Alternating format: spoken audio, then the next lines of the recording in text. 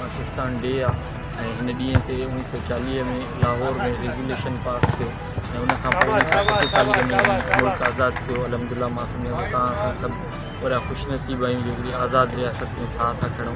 ऐं इन आज़ादी जहिड़ी नेमत जो तव्हां कश्मीर जे माण्हुनि खां पुछो, फ़लस्तीन जे माण्हुनि खां पुछो, इराक जे माण्हुनि खां पुछो, मां सम्झां थो हीअ तमामु वॾी नेमत आहे ऐं असां इन मुल्क जी आज़ादी में ऐं हिनखे तरक़ी ॾियारण में असां तव्हांजे बावजूद जो किरदारु आहे। हाणे बि इहे जेके नौजवान दोस्त आहिनि, प्लेयर आहिनि, इन सभिनी खे बि मां इहो ई सदाईं चवंदो रहियो आहियां, सदाईं इहा कोशिशि कई आहे, उनखे इनकरेज बि कयूं ऐं मसइला बहितरीन कोशिशि कई। जीअं तव्हां सुवालु कयो स्टेडियम जे बारे में, बिल्कुलु तमामु वॾो अरसो थियो आहे, इंशाल्लाह नओं ही सेटअप ठहियो आहे, हुकूमत ठही आहे, असां पुर उम्मीद आहियूं इंशाल्लाह तमामु जल्दी हिनजी स्कीमूं बि ठाहे हीअ लाड़काने शहर जे अंदरि हिकिड़ी प्राइम लोकेशन ते हेॾो वॾो स्पेस आहे, इंशाल्लाह हुनखे तमामु सुठे हुनखे तमामु बहितर नमूने यूटिलाइज़ बि कंदासीं। ऐं मां तमामु घणो ख़राज तस्लीम पेश कयां सजाद अली खोसो साहिबु, साईं लाशारी साहिबु, टीम खे ऐं हिन प्लेयर्स खे, हिन सभिनी दोस्तनि खे त पंहिंजी हिमत पाण तहत हेॾो बहितरीनु नमूने स्पेस वठी ऐं हिकिड़ी हेॾी ज़बरदस्त एक्टिविटी कई अथऊं। रमज़ान, ॿिया मामला, महांगाई, खोड़ शयुनि जे बावजूदि बि हिकिड़ो पॉज़िटिव हिकिड़ो गेस्चर ॾिनो अथऊं। तमामु वॾी हिकिड़ी ॾाहे जो चवणु आहे त अगरि तव्हांजा हीअ स्पोर्ट्स जा ग्राउंड आबाद आहिनि त इस्पताली तव्हांजी वीरान रहंदियूं ऐं असां हिकिड़ो ॾाढा पुरुमीद आहियूं हीअ नौजवाननि लाइ ऐं हिन बि इंशाल्लाह गॾिजी हिननि सां लाड़काने लाइ सिंध लाइ इंशाल्लाह साईं हिकिड़ो सुवालु आहे त लाड़काने में गुज़र साहब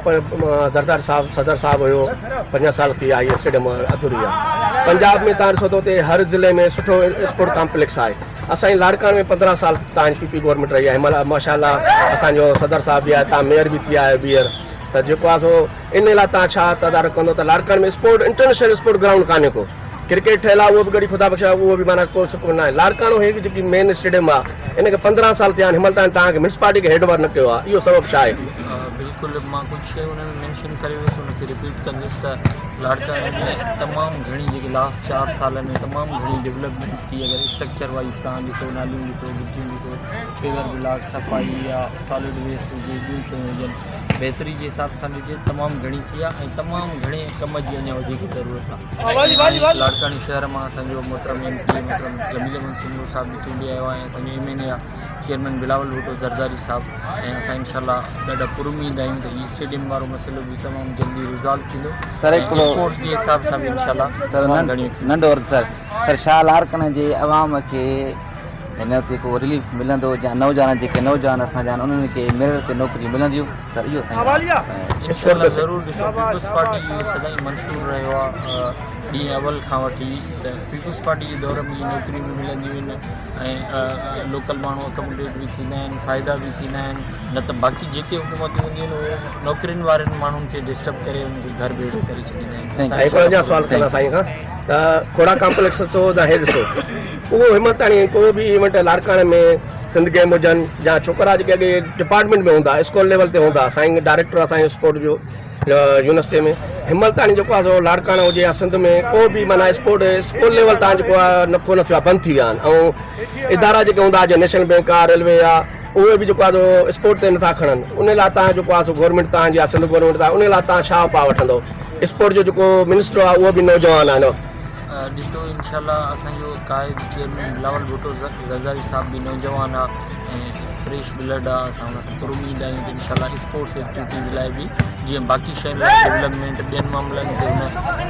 पर्सनली महिरबानी करे लाड़काने खे तमामु घणो अकोमोडेट कयो, असां पुरुमीद आहियूं त इंशाल्लाह स्पोर्ट्स एक्टिविटीज़ लाइ बि उहो तमामु घणो इंशाल्लाह स्कीमूं बि ॾींदो ऐं बहितरी बि थींदी। ऐं मां मुख़्तसिरनि इहो ॿुधायां त पंहिंजे हिन मेयरशिप जे टेन्यूअर में पंहिंजे चेयरमैन बिलावल भुट्टो ज़रदारी साहिब जी डायरेक्शन ते ऐं जमील साहिब जी हुकूमत तहत असां हिकिड़ी एक्टिविटी बि हिते रखीसीं 2-3 महीना अॻु में, त हिकिड़ी कोशिशि ज़रूरु कयूं था पंहिंजे डोमेन में मुख़्तसिर वसाइल जे बावजूद बि कोशिशि कयूं था त स्पोर्ट्स एक्टिविटी बि कयूं ऐं नौजवाननि खे हिमथायूं बि कयूं। Thank U sir. मां तव्हांखे हिकिड़े चवंदो हलां त हीअ हिते असांजो जे ग्राउंड ते वेठा आहियूं हिते फुटबॉल क्लब जो ग्राउंड आहे। मां उन्हनि दोस्तनि खे सलाम कंदुसि, जसल हणां जेके पंहिंजी मदद पाण अॼु जेको वेठा आहियूं असां सरसब्ज़ जो लॻो पियो आहे ग्राउंड जो, उन्हनि जी इहा महिनत आहे ऐं इन्हनि जी कोशिशि आहे ऐं साईं असां मेयर साहिब बि असांखे हिन अलहमदिल्ला फुटबॉल जे हाल सिंध जे लाइ असांखे अनक़रीब थी सघे थो असां रमज़ान खां बाद में असां आल सिंध फुटबॉल जो बि हिते हिन ग्राउंड खे मथां असां पंहिंजो आबाद कयूं। तालियूं बाबा आल सिंध मेयर साहब ऐलान कयो आहे असां फुटबॉल जी तयारी में टूर्नामेंट। आहियूं इंशाल्लाह रमज़ान जो महीनो आहे ऐं रमज़ान खां पोइ असांजो इहो ई कमु आहे साईं मेयर साहब जो बि इहो ई मिशन आहे त हीअ जेके ग्राउंड आहिनि इन्हनि ग्राउंडनि खे बधाइजो ईअं बर्बादु थियनि इन्हनि खे आबाद कजे इन गेमियुनि जे ज़रिए स्पोर्ट्स जे ज़रिए। Thank U